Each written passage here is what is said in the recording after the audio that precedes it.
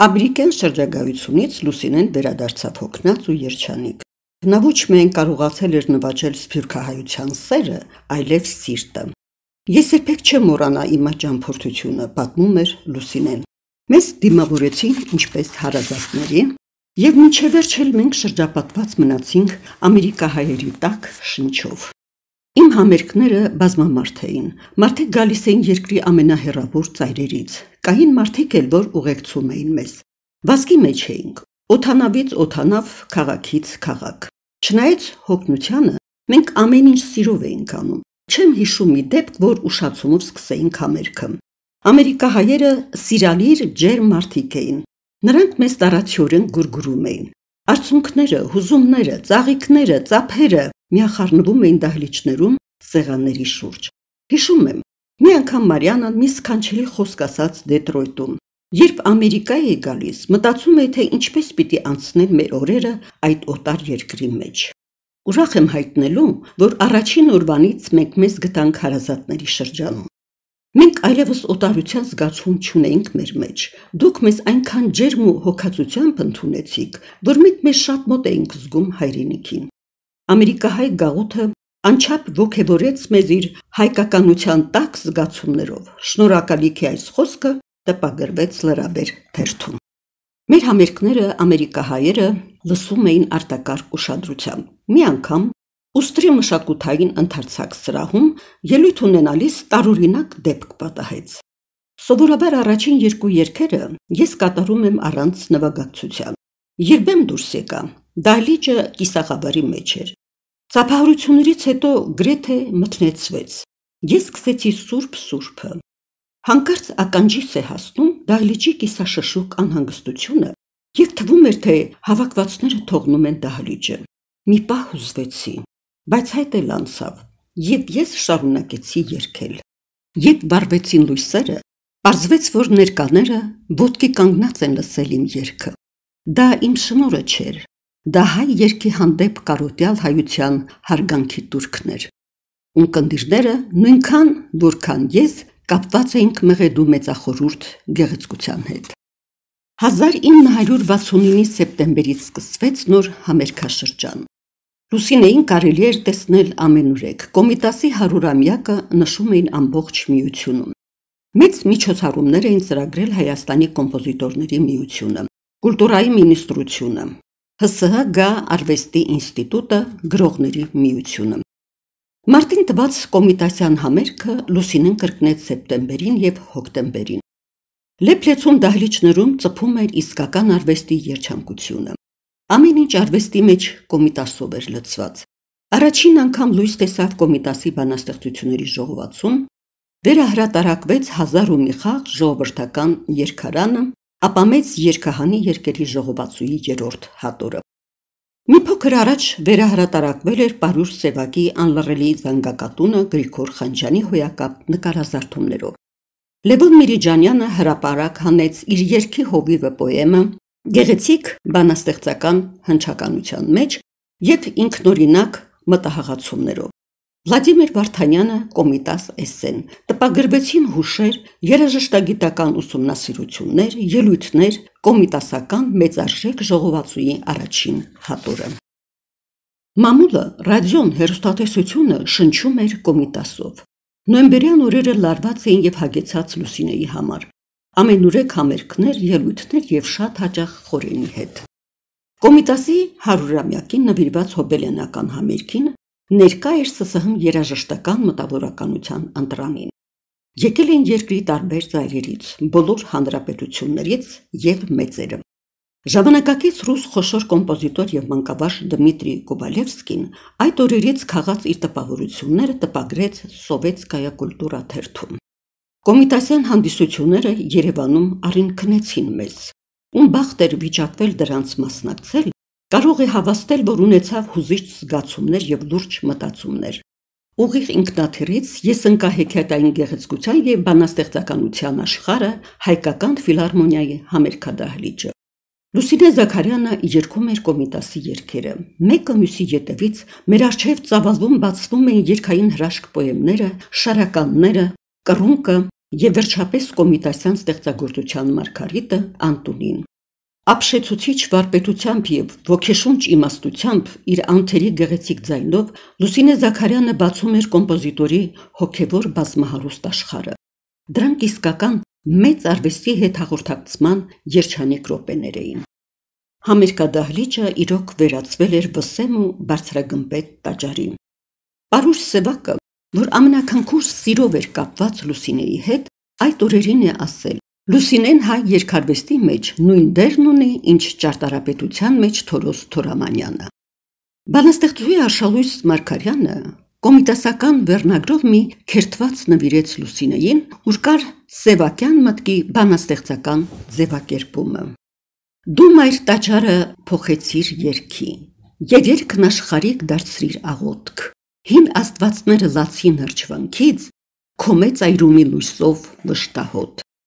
Լուսինեին համարում է մեր արվեստի ամենաեզակի երևույթներից մեկը, գրել էր Էդվարդ Միրզոյանը։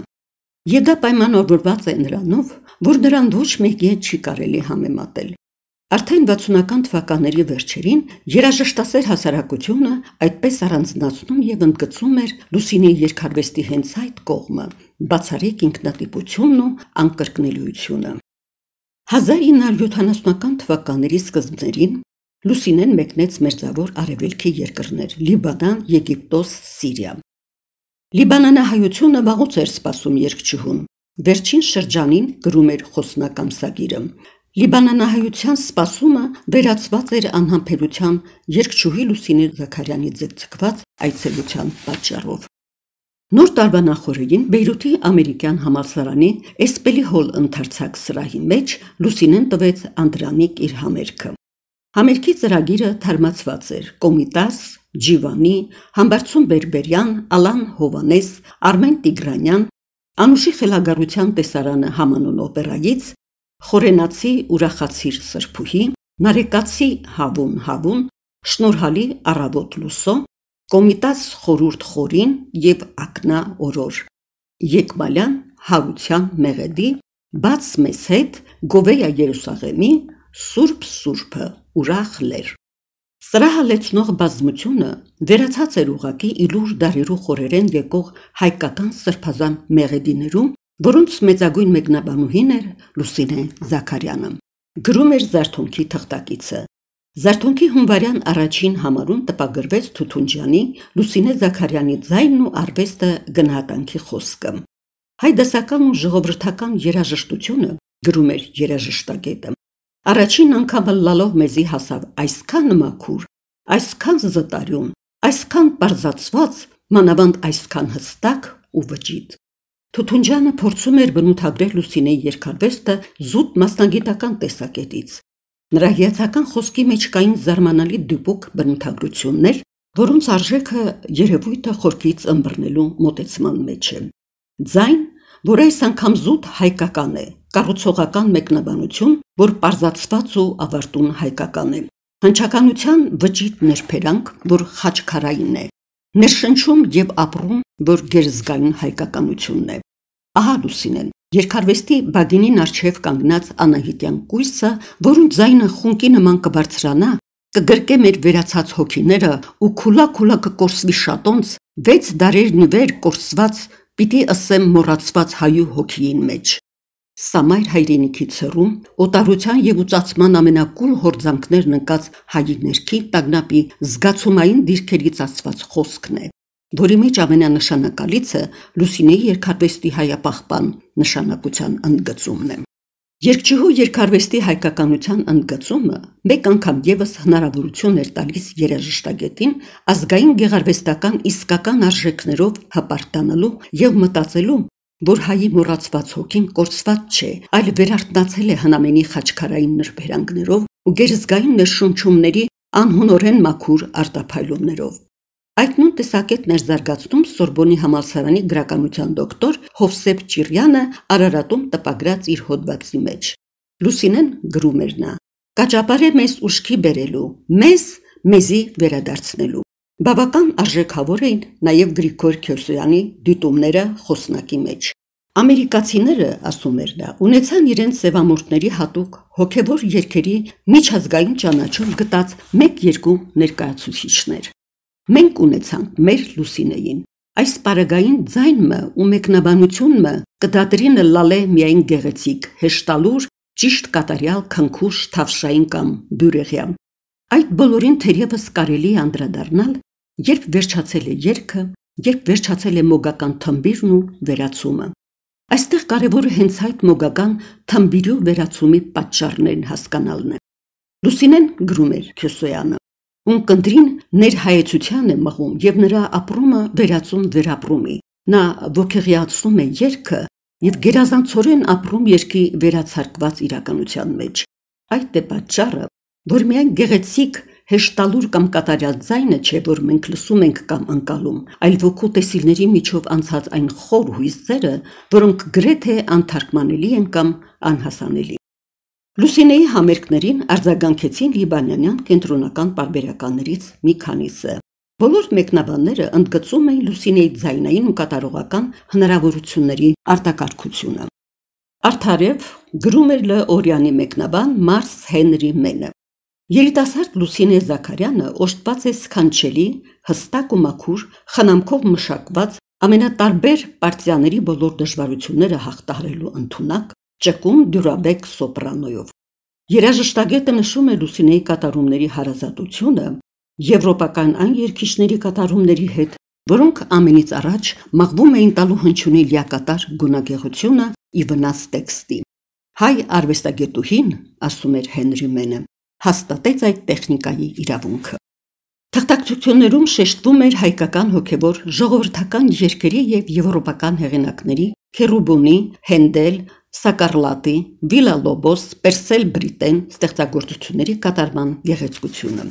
Հաճույքը, որ մենք ստացանք այս առանց խստության որևէ շեշտի, ծանրակշռությամբ դրոշմած կատարումները լսելիս, գրում էր Լ. Սուարի թղթակիցը, երբեք մեզ չի մոռացնի, որ Լուսինե Զաքարյանը ամենագեղեցիկ ձևով է երգում Սկարլատայի մանուշակները։ Եվ եթե Վիլա-Լոբոսի ժողովրդական ազդեցությամբ գրված Բրազիլիանան արտաբերվելն էլ որոշ տարտամությամբ, փակ բերանով, ապա այլուր նա երգեց ու ձայնավորեց մեղեդիները շատ մեծ դյուրությամբ։ Տիրապետելով երգարվեստի տեխնիկայի եւ իր սեփական ուժերին, նա դրսևորեց լիակատար ճկունություն Հենդելի արիայում եւ Պերսել Բրիտենի երաժշտության մեջ։ Երգչուհին մի ավելի ջերմ ոճ հանդես բերեց կոմիզասյան մեղեդիների կատարման ժամանակ։ Մասնավորապես Դլեյաման սիրո երգը երգեց մի անզեն տրտմությամբ, եւ հետո Անտոնին, ուր վիշտն ավելի խորն է։ Ունկնդիրների վրա մեծ տպավորություն էր թողնում նաև Անուշի խելագարության տեսարանը ներկայացնող հատվածի կատարումը։ Արմեն Տիգրանյան Անուշ օպերայից։ 1969 թվականին թումանյանական օրերին Հայ ֆիլհարմոնիայի մեծ դահլիճում Չեքիջյանի ղեկավարությամբ տեղի ունեցավ երգաշարքի առաջին ունկնդրումը։ Հաջողությունը սպասածից ավելին էր եւ այն մտավ Լուսինեի երգացանկի մեջ։ Զարթոնքի թղթակիցը ներկայացնելով հունվարի 3-ի մենահամերգի հաշվետվությունը գրում էր. Բոլոր երգերն ալ մատուցվեցին անթերի կերպով, սակայն համակրելի երգչուհին ինքն զինք գերազանցեց Անուշին մեջ։ Անուշի դերերքի հատկապես այդ հատվածը բևեռային կետ է, զգացմունքների ու տրամադրությունների ոգեցունց,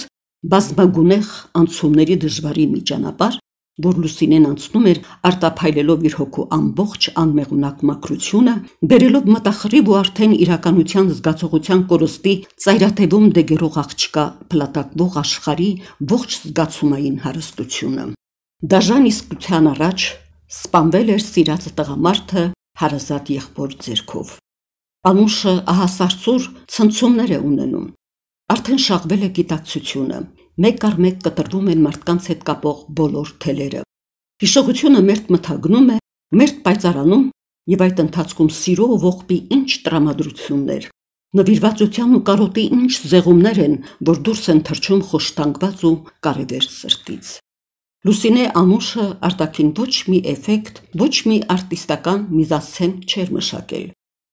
Ամեն ինչ նա դնում էր իր երգի մեջ եւ հիշողության մեջ վերականգնվող փոթորկոտ ու վաղանցիկ երջանկության պահերի ամբողջ մարդկային գեղեցկությունը եւ դառը հիասթափությունը եւ անմեկին ուրախությունը, որ ուղիղ սրտից էր բխում, երբ տեսնում էր Սարի տխուր խաղաղության մեջ քնած տղային, եւ հարս ու փեսա չունեցող հարսանիքի տեսիլքից արած զարհուրանքը, եւ ամենասրտակեղեկ ողբը, որ ողբել չէր, այլ անձնայրում ողջակես կամ նման մի բան, հեկեկանքի ու հառաչի բյուրապատիկ ազնիվ ու մաքուր հորդորանքով։ Ապշեցնում էր մանավանդ ինքնախապկանքի մեջ իրեն գտած աղջկա խռովկան անուշիկությունը, որքան ռեալիստորեն ճշգրիտ եւ մարդկայնորեն ներազդու, չարաճճի ձայնախաղի անընդմեջ գունափոխումը մաժորից մինոր, մինորից մաժոր, հյութեղ պաղատական եւ հուսալիր կրեսչենդոն։ Լուսինե Անուշի երգի մեջ չկար կեղծիքի որևէ բիծ, ամբողջությամբ այն հյուսված էր աղաչանքից, ներշնչված հիացական կանչերից, շատ նուրբ եւ խորհրդավոր խռովկանությունից, նվաղուն եւ անհիշաչար կշտամբանքը մարմնավորող մրմունջներից, հերարցակ աճյուն, խորացող ողբի սիրտ կտրատող հառաչանքներից, լալյաց մի ձայնահանդես, ուր ամեն ինչ գունափոխվում էր ակնթարթի մեջ մթագնվող ու պայծառացող գիտակցության ազդեցության տակ։ Բեյրութում ճիշտ է, շատ շուտ ապաքինվեցի եւ մի քանի համերգ էլ տվի, ասում էր Լուսինեն, բայց վաղ կար մեջս, ուզում էի շուտ տուն հասնել, Սիրիայի չգնացի, պարտքեմ նրանց, կգնամ մոտ ժամանակներս, բայց այն ժամանակ չգիտեմ ինչու շտապում էի տուն։ Տանը նրան սպասում էին համերգային նոր ծրագրերն ու շրջագայության հրավերները։ 1964 թվականին Մոցարտի ռեկվիեմի սոպրանոյի բաժինը երգելուց հետո Լուսինեն ամուր կապվեց Չեքիջյան երգչախմբի հետ։ 60-ական թվականներին Չեքիջյանը պատրաստեց եւ հրապարակ հանեց արևմտաեվրոպական դասական երաժշտության խոշորագույն ստեղծագործություններից մի ամբողջ շարք։ Մոցարտի, Վերդիի Ֆորեի ռեկվիեմները, Ռոսինիի Ստաբատ Մատեր կանտատը, Բեթհովենի 9-րդ սիմֆոնիան։ Վերջինս առաջին անգամ կատարվեց 67 թվականի հոկտեմբերին։ Հայաստանի սիմֆոնիկ նվագախմբի հետ Գոհար Գասպարյանի, Գոհար Գալաջյանի, Միհրան Երկաթի եւ Տիգրան Լևոնյանի մասնակցությամբ։ Հետագայում Լուսինեն պատրաստեց Ֆորեի, Վերդիի ռեկվիեմների, Ռոսինիի Ստաբատ Մատեր կանտատի սոպրանոյի բաժինները։ Մեծահրճակ երգչախմբի եւ մանավանդ Չեքիջյանի նման խմբավարի հետ աշխատելը ոչ միայն նպաստում է երգչուհու օրավոր աճող հեղինակության ամրապնդմանը, այլ հրում ստեղծագործական նոր մղումներին։ 70-ական թվականներին Չեքիջյանի հետ համագործակցությունն էլ ավելի խորացավ։ Լուսինեի ձայնը այս շրջանում ավելի քան մշակվել էր, պայծառացել, հարստացել նոր նրբերանգներով, դարձել մաքրամաքուր, հյութեղ, ջինջ, գունագեղ։ Լուսինեն երգում էր հասուն ու պարզ նպատակադրմամբ ու ներշնչումով, ամեն անգամ ինքնահաղթահարման մի պրկված ջանքից հետո նա աճում էր բեմի վրա, վարակիչ ու խոր հուզումով ողողում սրահը, երգչախումբը իրեն պահանջկոտ ու խիստ մայեստրոին։ Անուշի խելագարության տեսարանը դարձավ երգչախմբի կայուն համարներից եւ տարիներ շարունակ Լուսինեն հիացնում էր ամենատարբեր դահլիճների ունկնդիրներին։ Միայն 72-76 թվականի համերգաշրջանում Լուսինեն մասնակցել է Չեքիջյանի երգչախմբի տված 18 համերգների, երգելով Մոսկվայում, Բաքվում, Գորկիում, Սոչիում, Թբիլիսիում, Ռոստովում, Բեյրութում, Փարիզում եւ Մարսելում։ Չեքիջյանի երգչախմբի ուղևորությունը Փարիզ 1974 թվականի սեպտեմբերին զուգադիպեց Ֆրանսիայի կոմունիստական կուսակցության օրգան Հյումանիտեի 50-ամյակի տոնակատարություններին։ Փարիզյան ընդարձակ մարգագետիններում կազմակերպվեց մի վիթխարի երաժշտական ունկնդրում Բուդապեշտի սիմֆոնիկ նվագախմբի հետ Հայաստանից եկած երգչախումբը, Սվեշնիկովի մոսկովյան երգչախումբը կատարում էին Ֆրանսիայի խոշորագույն կոմպոզիտորներից մեկի Հեկտոր Բերլիոզի ռեկվիեմը, չլսված ու չտեսնված մի լսարանի առաջ, ուր հավաքվել էր շուրջ 250,000 մարդ։ Դա հիմն էր ազատության համար զոհվածների մի վիթխարի ծովածավալ հանդիսավոր սքոտոնահանդես, որ ներգործում էր ունկնդիրների վրա իր հերոսական եւ սարսափազդու վեհությամբ, երաժշտական կերպարների մոնումենտալությամբ եւ էպիկականությամբ։ Պալատե Կոնգրեյում Չեքիջյանի երգչախումբը կատարեց Բեթհովենի 9-րդ սիմֆոնիան եւ Ռոսինիի Ստաբատ Մատերը։ Հայ երգիչ-երգչուհիները ունկնդրին հասցրին մեծ գերմանացու հեղափոխական ազատասիրական բաղձանքները։ Ուրախությանը ձոմված ֆինալ հիմներգության մեջ միլիոներ միմյանց գրկեցեք խոսքը վերաճում էր աշխատավոր մարդկությանն ուղված եղբայրության հեղափոխական կոչին։ Դա ազատության հիմներկն էր կոմունարների քաղաքում բացառիկ կատարմամբ, ինչը եւ խոստովանեցին փարիզյան երաժշտագետները։ Հայաստանի պետական ակադեմիական երգչախումբը նվաճեց Փարիզի մեծ բեմը։ Նույն հաջողությամբ էին անցնում երգչախմբի համերգները նաև Մարսելում։ Անմոռանալի էին Անուշի նախերգանքի և Անուշի խելագարության տեսարանի երգչախմբի և Լուսինե Զաքարյանի կատարումները։ Դահլիճը քարանում էր վեհորեն ազնիվ սկերկի և մարդկային պարզ ու անամոք վշտի ամենախոր դրսևորումների առաջ։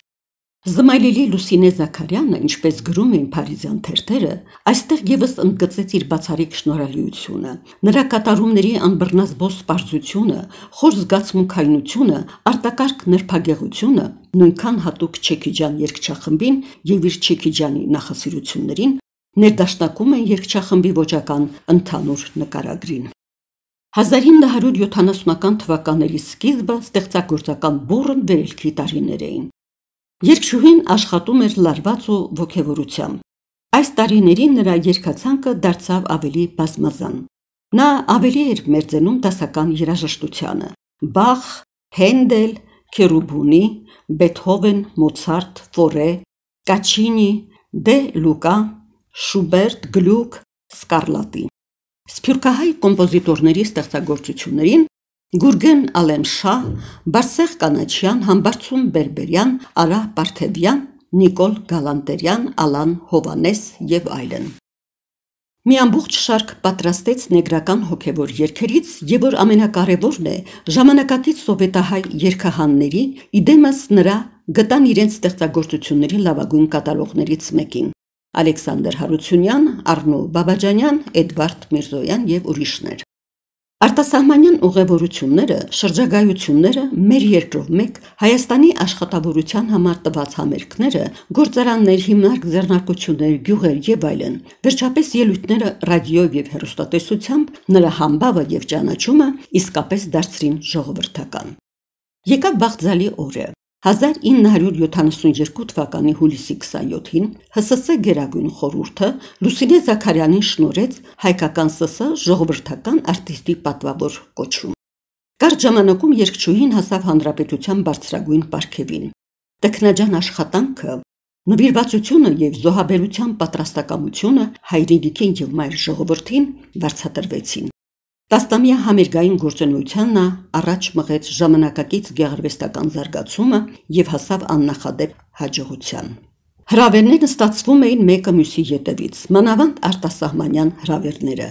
Սփյուռքահայությունը նրա մեջ տեսնում էր գոյատևման իր ջանքերը սնող և մայր հայրենիքի հետ կապի կենարար աղբյուրներից մեկը։ 1973 թվականի փետրվարին Լուսինեն մեկնեց Արգենտինա, Բուենոս Այրես։ Արվեստագետների խումբը ղեկավարում էր կոմպոզիտորների միության նախագահ Էդվարդ Միրզոյանը։ Դա մի մեծ գեղարվեստական տոնահանդես էր։ Հայաստանից եկած կոմպոզիտորներին Ալեքսանդր Հարությունյան, Էդվարդ Հովհաննիսյան, Ղազարոս Սարյան, Ռոբերտ Ամիրխանյան և արտիստներ Ռուբեն Մաթևոսյան, Ռաիսա Մկրտչյան, արգենտինահայ գաղութը և Բուենոս Այրեսի հյուրընկալ երաժշտասերները մեծ ընդունելություն կազմակերպեցին։ 10-ի թղթակից Իսիդորա Հիլբերտը հաղորդում էր, որ հսկայական հաջողությամբ են անցել հայ երաժիշտների 6 համերգները։ Տեղական մամուլը բարձր էր գնահատել Հայաստանից եկած արվեստագետների ելույթները։ Բուենոս Այրեսի ամենամասսայական թերթերից մեկը՝ Կլարինը,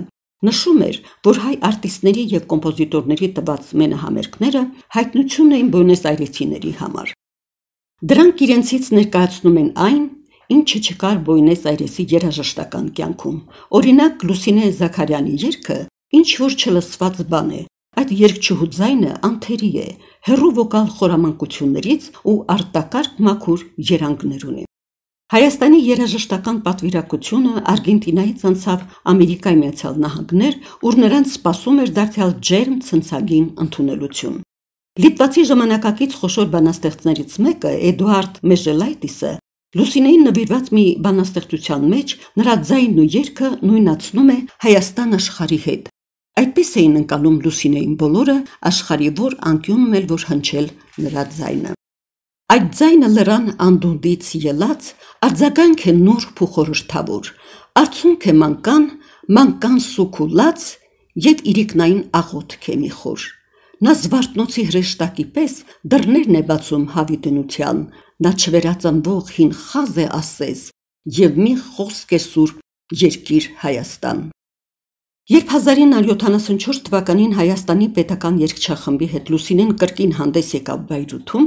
տեղական հայկական թերթերը գրեցին. փետրվարի առաջին կեսը փառատոն էր բեյրութահայության և Լիբանանի երաժշտասեր հասարակության համար։ Փառատոն բարձրարվեստ երաժշտության։ Փառաբանվեցին երաժշտությունը, հայ ազգը։ Փառաբանվեցանք մենք, ունկնդիրներս, մոռացանք մեր առօրյան և վերացանք, ապրեցանք անկրկնելի պահեր։ Չեքիջյան և հայ պետական ակադեմիական երգչախումբը իր 70-ը ավելի երգիչներով և տասնյակ մենակատարներով ցնցեցին մեզ մեր թմբիրին մեջ, ներարկեցին մեզի արյուն, ավյուն, ուրախություն, խանդավառություն։ Այսպես էր ընկալում սփյուռքահայությունը, հայրենի արվեստագետների ելույթները։ Այսպես էին Լուսինեն և իր ընկերները կատարում կոմիտասյան առաքելությունը հայ երգը վերադարձնելով տիրոջը, ազգային ինքնահաստատումի մղելով նրան։ 1973 թվականի աշնանը նշվելու էր միջնադարի խոշորագույն երգահան, երաժիշտ, բանաստեղծ, պատմաբան և հասարակական գործիչ Ներսես Շնորհալու մահվան 800-ամյակը։ Խորին Պալյանը կազմեց համերգային մեծ ծրագիր և Լուսինեն սկսեց փորձերը երգեհոնահար Լևոն Աբրահամյանի հետ։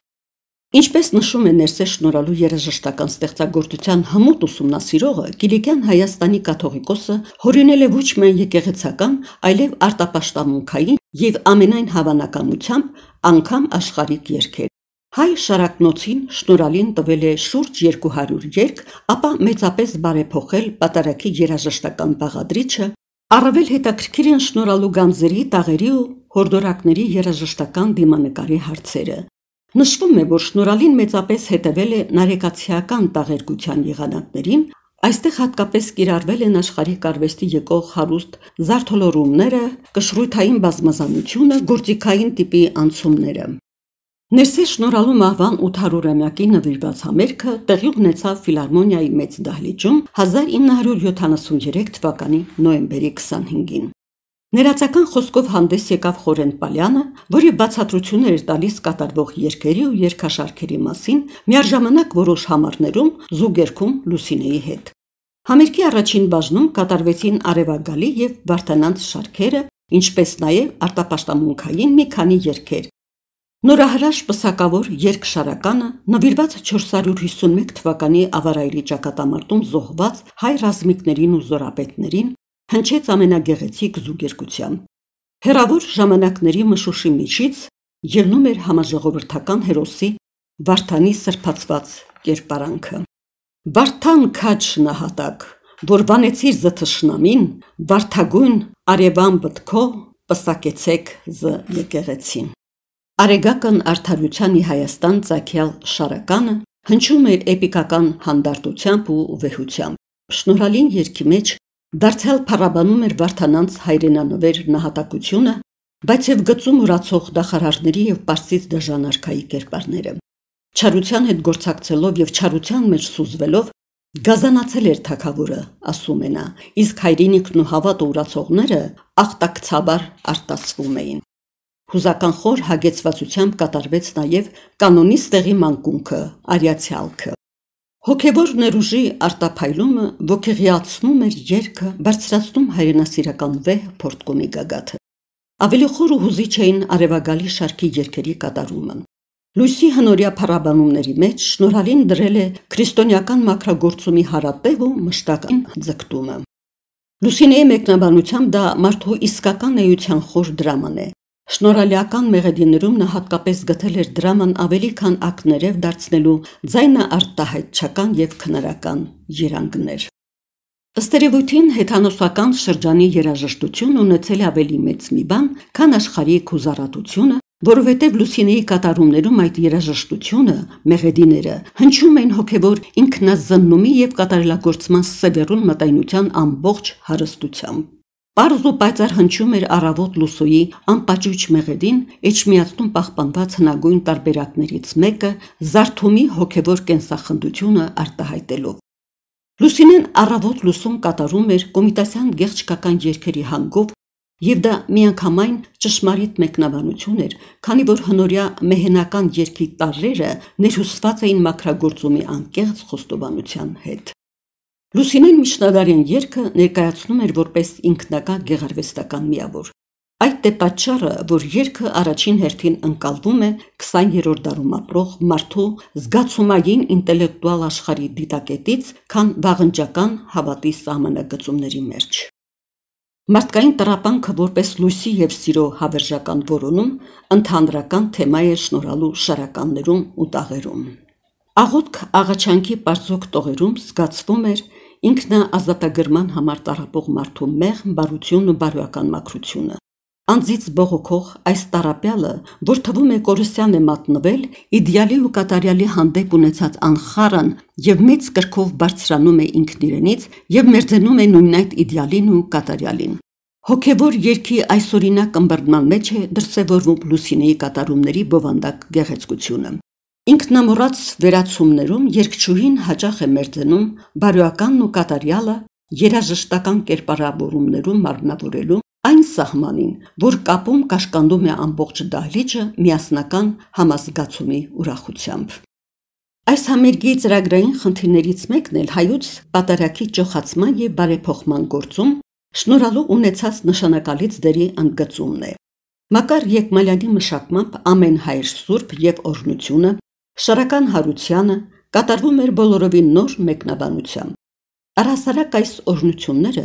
երգչուհին երգում է բացառիկ զգացումով և արտակարգ ներշնչանքով։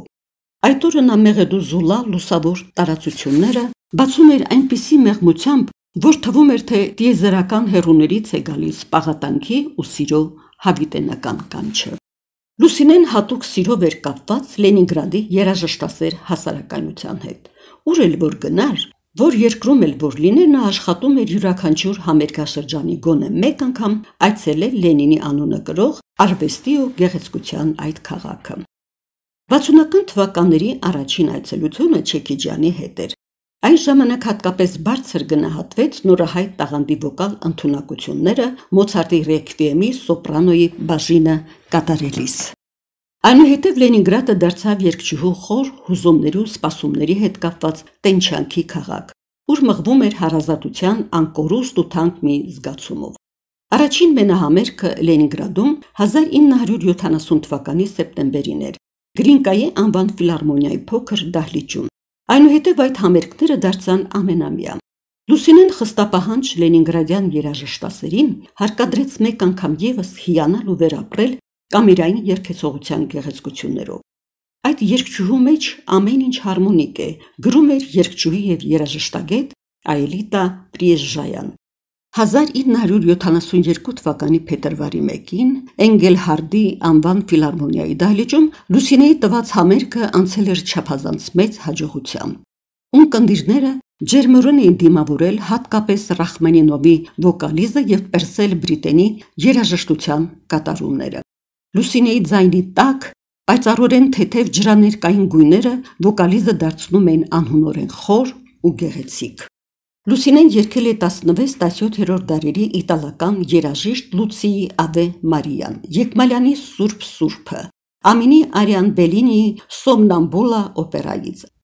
Այդ համերգը երկար կմնա լենինգրադյան շնորհապարտ ունկնդիրների հիշողության մեջ, գրում է Այելիտա Պրիեժժայան։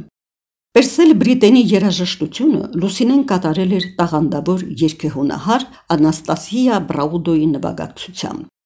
Բրաուդոյի և Լուսինեի միջև հաստատվեց ամենաջերմ մտերմություն։ Նույն տարվա վերջին Լուսինեն կրկին այցելեց Լենինգրադ և այս անգամ Բրաուդոյի հետ տվեց մի հիանալի երգեհոնային վոկալ համերգ Կաչինի, Դե Լուկա, Կալդերա, Ֆորե և այլն։ Լուսինեն նույնքան մտերմական կապերով էր կապված սովետական նշանավոր երգեհոնահար Հարի Գրոտբերգի հետ։ Համատեղ համերգները Երևանում, Ռիգայում, Մոսկվայում և այլուր ստեղծագործական սերտ համագործակցություն բերին։ Մի անգամ Երևանում երգեհոնային երաժշտության փառատոնին Գրոտբերգը Հայ ֆիլհարմոնիայի մեծ դահլիճում նվագակցում էր Լուսինեին։ Լուսինեն կատարում էր Կոմիտասի օրորը։ Երգչուհին այն աստիճան հուզեց երգեհոնահարին, որ սա դադարեցրեց նվագակցությունը և դեմքով շրջվելով դեպի դահլիճը ինքնամոռաց վերացության մեջ լսում էր անպարագիծ մեղմությամբ ու թախիծով հնչող Կոմիտասյան օրորոցայինը։ Մերձբալթյան հանրապետություններում, ինչպես նաև Թիֆլիսում և Բաքվում Լուսինեին ընդունում էին նույնպիսի ջերմությամբ և խանդավառությամբ, ինչպես Լենինգրադում։ Երգչուհին համաժողովրդական ճանաչում էր ձեռք բերել ամբողջ միությունում։ Ուկրաինայի նշանավոր բանաստեղծ Անտոն Խիժնյակը կարծես համահավաքել էր երաժշտասերների զգացումները և փռել իր շողշողուն քարատողերում։ Կրկին իմ հոգուս մեջ շողում են լուսիններ, գարնան սոխակի պես երգում է Լուսինեն։ Թող սրտերը ջահել հանդիպեն ու սիրեն, քանի դեռ ինչ-որ տեղ երգում է Լուսինեն։ Հայաստանից վաղուց գնացել եմ իմ սեր, բայց դեռ անվերջ իմ մեջ երգում է Լուսինեն։ Ռուս հիանալի բանաստեղծ Եգոր Իսաևը այսպիսի տողեր է գրել. Երբ Էջմիածնում լսեցի Լուսինե Զաքարյանին, ապշել էի։ Աստվածային էր նա, խոհուն ու գեղեցիկ հայուհու աչքերով։ Նրա ձայնը ոչ միայն սրտից էր գալիս, այլ նաև հոգուց, խորքերից։ Դա միայն սոխակի կոկորդից ելնող դայլայլ չէր, նաև պատմություն, հուշ, լեգենդ էր։ Ես շնորհակալ եմ այս ձայնից։ Նա մի նոր Հայաստան բացեց ինձ համար։ Գնալով ավելի ու ավելի ընդարձակվում էր Լուսինեի երգացանկը։ 70-ական թվականների կեսերին նա տվեց իտալական երգին ու երաժշտությանը նվիրված մի մենահամերգ։ Քիչ անց Ֆինդենի, Բարբերի և Գերշվինի ստեղծագործություններից վերցված առանցին երգաշարքով հանդես եկավ Երևանի հեռուստատեսությամբ։ Զարմանալի գեղեցիկ են հնչում Ֆինդենի հնդկական էպոսից քաղված երգխոստովանությունները։ Տաճարի զանգերը հնչում են, այն դժգույն ձեռքերը, որ ես սիրում էի, մեռնելիս ավելի քիչ, քան փոշին և այլն։ Լուսինեն երգում է շուրջ 15 լեզուներով՝ լատիներեն, սլովակերեն, իտալերեն, իսպաներեն, անգլերեն, ֆրանսերեն, հունգարերեն, չեխերեն, գերմաներեն, ռուսերեն, ուկրաիներեն, վրացերեն և այլն։ Ռուսերենը երկրորդ մայրենի լեզուն է։ Օտար լեզուներից ամենից լավ գիտեի անգլերենը, որ յուրատեսակ ամերիկյան արտասանություն և հնչողություն է ստանում նրա երգերում։ Ֆինդենի երգերը արտակարգ մաքրություն ունեն, կոլորիտային են, հյութեղ, պայծառ տրտմություն ուղեկցում է հոգին շրջանակող ուժեղ և պիրկ զգացումներին։ Լուսինեն Ֆինդենին երգում է գարնանային պայծառության ձայնի մեջ և աշխույժ նազանքով կանացի խռով կամ քնքշությամբ։ Առանձնապես հետաքրքիր է այն, որ Լուսինեն ուշադրություն դարձրեց նեգրական սպիրիչուելներին։ Տառապած, անօգնական, աշխարհի բիրտ ուժերի դեմ հանդիման, հնազանդ բարությամբ լցված ու անհիշաչար սևամորթը անապ տխրությունը դրել իր հոգևոր երգերի մեջ։ Դրանցում միստիկական վերացում չկա, խորապես մարդկային են տառապանքի և հուսո կանչերը։ Դու այնտեղ էիր, երբ իմ տիրոջը խաչեցին։ Երբեմն դա ինձ ստիպում է դողալ, դողալ, դողալ։ Արտասվող Մարիամը, խոր գետը, հանգստացիր հորդանան, դու այնտեղ էիր, երբ իմ տիրոջը խաչեցին։ Սպիրիչուելները Լուսինեն կատարում էր ժողովրդական տառապանքի մեջ ներհուն ու հավասարակշիռ ներթափանցումով։ Այստեղ դրսևորվում է երգչուհու ձայնի բացառիկ տրտնաթախիծ բնույթը։ Առավել նշանակալից էր Ավե Մարիաներին նվիրված մենահամերգը։ Արևմտաեվրոպական կոմպոզիտորներից նա ընտրել էր 7 Ավե Մարիա՝ Քերուբունի, Դոմինգո Դենտե, Կաչինինի, Արգադելտա, Լուցի, Շուբերտ, Բախ, Գունո, նույնքան էլ հայ երաժիշտներից խորենացի, նարեկացի, Եկմալյան, խորենացի Կոմիտաս, Մխիթար Սեբաստացի, Բերբերյան և Պարթևյան։ Իր տեսակի մեջ եզակի այդ համերգի գեղարվեստական կատարողական նպատակադրումը վերջին հաշվով երաժշտական տարբեր դարաշրջանների ու ոճերի էսթետիկական կարելիությունների բացահայտումն էր 20-րդ դարի մարդու հայեցակետից։ Ավե Մարիան, ողջույն քեզ Մարիամ, երգատեսակը ստեղծվել է միջնադարում։ 16-րդ դարում իտալական և ֆլամանդական կոմպոզիտորները հատկապես մշակեցին և ինքնուրույնություն հաղորդեցին այդ օրհներգություններին։ Բախ Գունոյի Ավե Մարիան համաշխարհային ճանաչում ստացավ ամենևին էլ ոչ սրբասացության պատճառով։ Այդ երգի մեջ գերագույն դարումի հասավ մարդկային հավատի ու սիրո վաղնջական մորմոքը։ Վերձիկ ու հավիտենական թվացող երաժշտական զարդոլորումների մեջ տառապանքի օրհնության այնպիսի անկեղծություն կա, այնքան խոր մարդկայնություն, գերազնիվ ու ինքնամոռաց նվիրվածություն, որ չի կարող չհրավիրել մարդկանց բարության ու զոհաբերումի։ Հայկական Ավե Մարիաներից Բախ Գունոյի անմրցակից ու կատարյալ ստեղծագործության հետ կարող է համեմատվել միայն Արա Պարթևյանի Մայր և կույսը։ Թե արտասահմանյան և թե տեղական մամուլում նշվել են Լուսինե Զաքարյանի երկու բացառիկ կատարումները՝ Քերուբունիի Ավե Մարիան և Արա Պարթևյանի Մայր և կույսը։ Հազվագյուտ ներշնչանքով Լուսինեն կատարում է այս վերջինը։ Դա պոեմ խոստովանություն է բարության ու լույսի մասին, առաքինության և մաքրության ովսաննա, հիմներգությունը ճառագող ու վսեմափայլ արդարություն։ Ստամբուլում լույս տեսնող Մարմարա թերթի թղթակից Արամ Պետրոսյանը ճիշտ է նկատել. միջահասակ բոլորշի դեմքով խոշոր սև աչքերով այս տմունջ ճիկնող ու մելամաղձոտ հայուհին զարմանահրաշ երևույթ մնե, որ կարծես այս երկրինը չէ։ Երբ երգելու պահը կուգա, հայտնապես կանջատվի աշխարհեն, մարմնի բոլոր բջիջները կլարվին և կուտան գերագույնը իր էության։ Արա Պարթևյանի Մայր և կույսը կատարելիս և ինչու միայն Արա Պարթևյանի, մշտապես ամեն ինչ երգելիս Լուսինեն տալիս է իր էության գերագույնը և անմնացորդ և վերջնականապես և լիակատար ամբողջությամբ։ 1977 թվականի ապրիլի 26-ին Ֆիլհարմոնիայի մեծ դահլիճը լեփ-լեցուն էր։ Լուսինեի մենահամերգը ինչպես միշտ անցնում էր խոր ու երաժշտական ու մարդկային բավականության պայմաններում։ Յուրաքանչյուր համարից հետո դահլիճը արձագանքում էր հևքոտ ու տաք շնչառությամբ, որ հասնում է ու ձուլվում էր երգչուհուն։ Նախապատրաստվելով հաջորդ երգին, անբացատրելի ազատությամբ էր լցվում։ Նա առնում էր դահլիճի ուժը, որովհետև համակրանքը և ծափերի մեջ դրված ոգեշունչ նվիրվածությունը անկեղծ էին մինչև վերջ բաց խոստովանություն։ Նա եկավ համերգի առաջին բաժնում վերջում Մարգարիտա Հարությունյանի ուղեկցությամբ և տեղավորվեց չորրորդ կարգում։ Լուսինեն տեսավ նրան, սիրելի մայեստրոին, հայ ժողովրդի մեծ զավակին։ Արամ Խաչատրյանի հետ ինքը և Խորենը բարեկամացել էին մի քանի տարի առաջ Կառլովի Վարի առողջարանում հանգստանալիս։ Ճանաչում էր կոմպոզիտորը Լուսինեի ազնիվ հոգին և բարի սիրտը, գնահատում կատարած գործը։ Սկսվեց համերգի երկրորդ բաժինը՝ միջնադարյան երգեր Կոմիտաս և Եկմալյան։ Լսում էր ուշադիր, անհանգիստ, կարծես հայտնություն էր իր համար, լիքը, փափլիկ դեմքը, մսոտ հաստ շրթունքները դողում էին հուզումից ու բավականությունից։ Յուրաքանչյուր երգից հետո ինչ-որ խոսքեր էր բացականչում, սրբում էր արցունքները։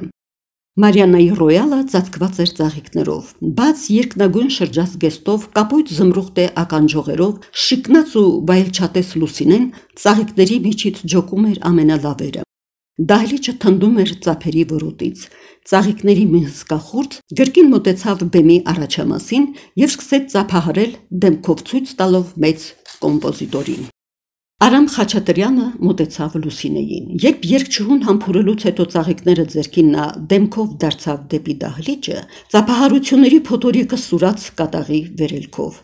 Բոլորը ոտքի էին։ Ծերունազարդ կոմպոզիտորը ցնցվում էր հուզմունքից, աչքերից հոսում էին արցունքները։ Նա կանգնել էր շվար ուրախության մեջ երջանի գնահատության այդ ցույցից և մանավանդ մարդկանց հարազատ մտերիմ կայտառ կայծակող աչքերում նստած գերազնիվ ոգևորությունից։ Տևական ժամանակ դահլիճը չէր հանդարտվում։ Հետո բեմը կիսամութ դարձավ և երկնքից ասես օրհնություն և ովսաննա թափվեց։ Լուսինեն տալիս էր էության գերագույնը, Սուրբ Սուրբը, ասես երգում էր միայն Արամ Խաչատրյանի համար։ Մեծ կոմպոզիտորը այլևս անջատվել էր դահլիճից։ Նա ինքն իր հետ էր, միջնադարյան մեղեդու անմեկնելի գեղեցկության հետ։ Համերգից հետո ներս մտնելով փոքրիկ զարդասենյակը, նա կրկին համբուրեց Լուսինեին և նստելով գրասեղանի առաջ գրեց. «Սիրելի Լուսինե, ես ուրախ եմ, որ կարող եմ ասել մի քանի խոսք ձեր արտասովոր տաղանդի մասին։ Ձեր այս համերգից ես ստացա իսկական վիթխարի գեղարվեստական բավականություն։ Դուք ունեք շատ գեղեցիկ, բոլոր ռեգիստրներում սահուն, լսելիքը, սիրտը և գիտակցությունը շոյող ձայն։ Ձեր պարզությունը և ձեր կատարման անարատ մաքրությունը հմայում է լսողին։ Բոլորը կարկամում են, դա ինչ-որ կախարդանք է։ Թող ձեր արվեստը պատռի բոլոր սահմանները և նվաճի տիեզերքը։ Արամ Խաչատրյան 1977-ի հոկտեմբերի 20-ին բանաստեղծուհի Սիլվա Կապուտոկյանի հետ Լուսինեն հասավ Լոնդոն՝ հայկական ՍՍ տասնօրյակին մասնակցելու։ Համերգները Լուսինեն տալիս էր բացառապես հայ համայնքի համար։ Սիլվայի զգայուն տաք, ցայտուն ու առնացի խոսքը լարում էր բոլորին, միահավաքում հայապահպան գործի շուրջը, իսկ բանաստեղծությունը լցնում էր սրտերը, մաշում, երջանկացնում։ Հետո Լուսինեն վերադարձնում էր նրանց իրենց իսկական ակունքներին, շոշափում մարդկային կարոտի ու հայրենիքի ամենասուրբ կապերը։ Մարդիկ լալիս էին, լեցուն հայրենակարոտության խոր զգացումներով։ Սիլվան Լուսինեին գնահատում էր արժանավորապես։ 1975-ին Կուրգազորի 7-րդ համարում նա տպագրեց մի հանձնարարական խոսք Լուսինեի մասին։ Երբ ես առաջին անգամ լսեցի Լուսինե Զաքարյանին, գրում էր Սիլվան, ինձ թվաց, որ հենց հատկապես նրա մասին է գրել Ալեքսանդր Բլոկը։ Վեր բարձրացող ձայնը առանց այդ էլ առանձնանում է երգչախմբի միասնական շնչառությունից, ինչպես թռչյունը կտրվում է երամից և սրընթաց թևաբախումով ասես պոկվում է լուսամուտից, որպեսզի ձուլվի երկնի կապույտին։ Եվ պոկվեց, և գնաց հեռու։ Գնաց և իր հետ բարձրացրեց բոլորին, որոնց տրված է երգի, լույսի և գեղեցկության հետևից գնալու երջանկությունը։ Ներկայումս Լուսինեն մեկն է ամենասիրված հայ երգչուհիներից, բայց երգչուհի բառը դա ավելի մասնագիտական հասկացողություն է և ինչ-որ չի սազում նրան։ Նրա երգը այնպես բնական է, անբռնազբոս և ինքնարժեքային հենց իր համար, որ լսողը դժվարանում է հավատալ, թե Լուսինեն, ինչպես ուրիշները, սովորել և ավարտել է կոնսերվատորիան, ամենուրացև աշխատանքով տիրապետել երգարվեստի դժվարին տեխնիկային։ Զաքարյանին քիչ է լսելը, նրան պետք է տեսնել, որովհետև հազվադեպ է պատահում, որ երգը և կատարողը այնպես լրացնեն մեկը մյուսին, լինեն այդքան միասնական ու անբաժան։ Լռում է նա, թվում է դեռ շարունակում է երգել, իսկ երբեմն էլ երգում է, ասես լռում է, Մադոննայի հրաշալի լռությամբ։ Եվ միշտ խաղաղ մի լույս ու ջերմություն է ճառագում նրա հայացքը, բարության ինչ-որ հոսանքներ, լուսավորվածություն են հաղորդում քեզ։ Լոնդոնյան օրերի դժբախտաբար չկայացած նախատեսված հանդիպումը Լորիս Ճգնավորյանի հետ հայ երգին ու երաժշտությանն անմնացորդ նվիրված տաղանդավոր կոմպոզիտորի ու խմբավարի, որի ջանքերով հաջորդ տարին Անգլիայի մայրաքաղաքում կազմակերպվեց հայ երաժշտության առաջին փառատոն գիտաժողովը։ Այստեղ էին հավաքվել արևելյան և հայ երաժշտության տարբեր ազգերի բազմաթիվ ներկայացուցիչներ, երգչախմբեր, տեսաբաններ, երաժիշտներ, երգիչ, երգչուհիներ։ Մեկ տարի առաջ Լոնդոնում հիմնադրված հայ երաժշտական ինստիտուտը բացառիկ հաջողությամբ նախապատրաստեց և անցկացրեց հայ միջնադարյան երաժշտությանը նվիրված այդ անդրանիկ գիտաժողովը։ Առաջին անգամ գիտական այդօրինակ մեծ լսարանի առաջ և այդպիսի մասշտաբներով քննարկվում էր մեր ժողովրդի ստեղծած երաժշտական հնագույն մշակույթը։ Գիտաժողովում մեծ էր Լուսինեի հաջողությունը։ Որպես միջնադարյան երգերի կատարող նա տվեց մի քանի համերգ, ունեցավ բազմաթիվ ելույթներ և ճանաչվեց որպես փառատոնի լավագույն երգչուհի։ Լոնդոնյան փառատոն գիտաժողովը գրել է Սփյուռքահայության հետ մշակութային կապի կոմիտեի նախագահ Վարդգես Համազասպյանը։ Նոր փառք ու ճանաչում բերին Լուսինե Զաքարյանին։ Այս օրերին Լուսինեն ստացավ ամենայն հայոց կաթողիկոսի օրհնանքի գրությունը։ Աննման մեր Լուսինեի հոգեցունց երգը թող միշտ վճիտ ու քաղցր հնչի մայր հայրենիքում և հայ Սփյուռքում։ Նրա կյանքին ու արվեստի բյուրն օրհնություն Մայրաթոր Սուրբ Էջմիածնից և մեր սրտից։ Վերադարձից հետո Լուսինեն նախապատրաստվեց նոր շրջագայության, այս անգամ Գերմանիայի Ֆեդերատիվ Հանրապետություն։ Մայնի Ֆրանկֆուրտում Ալեքսանդր Հարությունյանի և հայկական պատվիրակության մյուս անդամների հետ փողոցները շրջելիս նրանք տեսան մի հինավուրց կաթոլիկ եկեղեցի։ Ուղեկցողը ներկայացնում էր ճարտարապետական այդ հիանալի հուշարձանի կառուցման պատմությունը։ Ներս մտան, կիսախավար էր, մոմերի պլպլացող լույսի և վերից ընկնող արևի շեղ ճառագայթների ներքո երևում էր խաչված Քրիստոսը 17-րդ դարի մի կտավ, գերմանական բյուրգերական ոճի իսկական արտահայտություն։ Հատուկենտ հավատացյալները ուշ չդարձրին ներս մտնողներին։ Ալեքսանդր Հարությունյանը խնդրեց. Լուսինե, սիրելիս, երգիր։ Հարկ չկար ավելին ասելու։ Կանգնելով բեմի առաջ, Լուսինեն սկսեց Մակար Եկմալյանի Սուրբ Սուրբը։ Եկեղեցու սրագմբեթ առաստաղը լցվեց մաքրամաքուր սոպրանոյի ամենահուզառատ տառապանքով։ Արագորեն եկեղեցի էին մտնում փողոցից անցնող պատահական մարդիկ։ Ներս էին գալիս անշշուկ, Նույնքան անշշուկ նստում կամ կանգնում սյուների սառը հովանու ներքո։ Լուսինեն մարդկանց տեղափոխում էր հայկական հինավուրց երգի լուսեղեն ոլորտները, կապում կաշկանդում մեղեդու բացառիկ գեղեցկությամբ, ապա մի վերացության մեջ ստիպում հաղորդակից դառնալ, ասես անսահմանության ճանապարհները կտրած լույսի անկորուստ գեղեցկությանը։ Խորուրդ խորին, հավուն, ապա որպես այս ամենի վերջաբան ապոթեոզ, հնչած Բախ Գունոյի Ավե Մարիան իսկական հիացմունքի ու լիակատար ներհայեցման արդյունքներ խլեցին ներկաներից։ Ուղեկցողը համբուրում էր Լուսինեին և մեղմորեն գերմաներին ինչ-որ շշնջում, աղոթքի, թե շնորհակալության խոսքեր էին դրանք, ոչ ոք չէր կարող ասել, բայց Լուսինեն հասկանում էր, որ հավաքվածներին նա տվել է իր էության գերագույնը, մաքուր ու ջինջ առավոտվա բարությունը, մարդկանց այնքան անհրաժեշտ սերը, ճիշտ հոգու խորքերից բարձրացող ներումի անպարագիծ անհիշաչարությունը։ Համապատրաստից համերգին գտնվող ներկաները կարող էին Արամ Պետրոսյանի նման խոստովանել.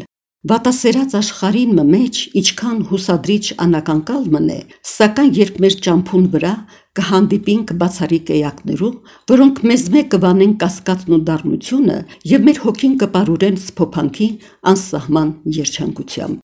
1978-79 թվականների համերգային տարեշրջանում Լուսինեն Մարիաննայի հետ պատրաստում էր մի մեծ ծրագիր։ Մենահամերգների շարքը ընդգրկելու էր անգլո-ամերիկյան, ֆրանկո-գերմանական, իտալական, իսպանական, ռուսական, սովետահայ և սփյուռքահայ երգահանների ստեղծագործությունները։ Դրանց մի մասը արդեն պատրաստ էր, մյուսի վրա աշխատում են։ Երևան այցելած Մարմարայի թղթակցի այն հարցին, թե քանի ձայնապնակ ունեք, Լուսինեն պատասխանել է. «Երկապնակներ պետք է խոստովանեմ, որ քիչ եմ պատրաստել։